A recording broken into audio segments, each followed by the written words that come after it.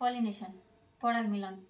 তো পরাগ মিলন জিনিসটা কি? পরাগ মিলন জিনিসটা হচ্ছে আমাদের মানে কোনো একটা ফুলের মেল পার্ট বলতে যে পরাগ রেণুটা আছে সেটা অন্য একটা ফুলের বা সেম ফুলেরই যদি ফিমেল পার্ট বলতে গর্ভমুণ্ডে যদি ট্রান্সফার করা হয় সেই পুরো প্রসেসটাকে পলিনেশন বলছি আমরা, ঠিক আছে? তো এখানে ছবিতে এটাই প্রসেসটা দেখানো আছে। এই যে একটা ফুল থেকে আমরা প্রথমে পোলেনটা সংগ্রহ করছে কে? একটা পলিনেটার হিসাবে এখানে কাজ করছে মৌমাছি, ঠিক আছে? মৌমাছিটা এই পোলেনটা কালেক্ট করে আমাদের আর একটা ফুলের গর্ভমুণ্ডের মধ্যে ওটি ট্রান্সফার করছে। এই যে ট্রান্সফারের প্রসেসটা, এটা পলিনেশন, এটা দেখানো আছে। তো পলিনেশন আমাদের দুই রকমের হয়, একটি হচ্ছে সেলফ পলিনেশন আর একটা হচ্ছে ক্রস পলিনেশন, ঠিক আছে? তো সেলফ পলিনেশনটা কি? সেলফ পলিনেশনটা হচ্ছে এই একটা গাছ, একটা ফুল, ঠিক আছে? তো এই ফুলের এই যে পোলেন মানে পরাগরেণুগুলো আমাদের যদি সেম ফুলেরই গর্ভমুণ্ডে যদি স্থাপন করা হয় তাহলে সেই প্রসেসটাকে আমরা সেলফ পলিনেশন বলছি, ঠিক আছে? তো এই সেলফ পলিনেশনটাও কিন্তু দুই রকমের, একটি হচ্ছে অটোগেমি আর একটা হচ্ছে গেইটোনোগেমি। অটোগেমিটা কি?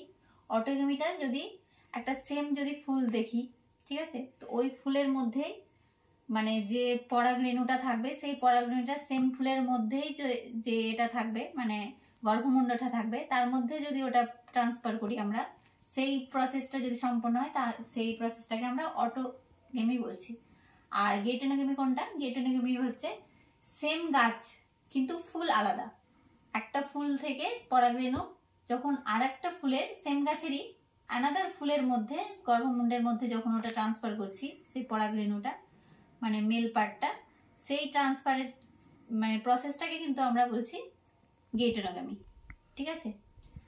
আর একটা পার্ট হচ্ছে এটা হচ্ছে ক্রস পলিনেশন। ক্রস পলিনেশনের ক্ষেত্রে কি হয়?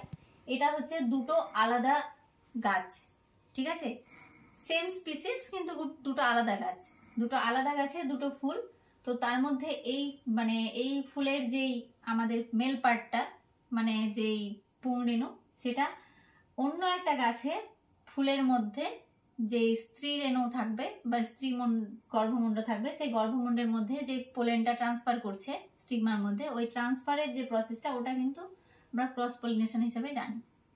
তো এই ক্রস পলিনেশনের জন্য কিন্তু আমাদের একটা পলিনেটার হিসাবে মানে বাইরে থেকে কোনো একটা অবজেক্ট লাগবে ওই পৌঁছানোর জন্য। যেমন সেটা হতে পারে আমাদের ইনসেক্টের মধ্যে যেমন মৌমাছি বা উইন্ড বাতাস বা জল, সেটা বিভিন্ন হতে পারে, মানে কোনো একটা মাধ্যম লাগবে মেনলি যে এটা ট্রান্সফার করার জন্য। কিন্তু সেলফ পলিনেশন যেহেতু সেম গাছের মধ্যেই হচ্ছে সেহেতু ওটার ক্ষেত্রে কিন্তু আমাদের মানে আলাদা বাহক প্রয়োজন হয় না, ঠিক আছে? তো কি দুটোর মধ্যে মানে যদি কিছু ডিফারেন্স দেখি সেলফ পলিনেশন আর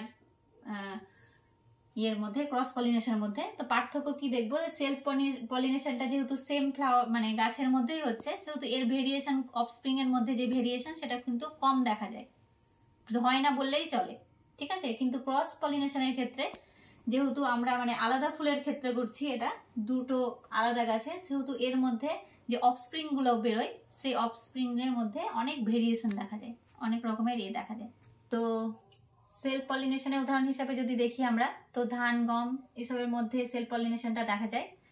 আর ক্রস পলিনেশনের উদাহরণ হিসাবে যদি দেখি তাহলে আপেল স্ট্রবেরি এইসব উদ্ভিদের ক্ষেত্রে এই ধরনের পলিনেশন দেখা যায়, ঠিক আছে?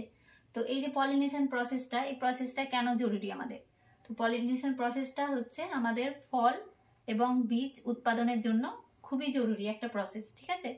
আর এটি আমাদের ইকোসিস্টেমের একটা বড় একটা ভূমিকা রাখে। ইকোসিস্টেমে যে ব্যালেন্স সেটা আমাদের এই পলিনেশন প্রসেসটা ধরে রাখে। তো এটাই হচ্ছে আমাদের পলিনেশনের একটা ওভারভিউ।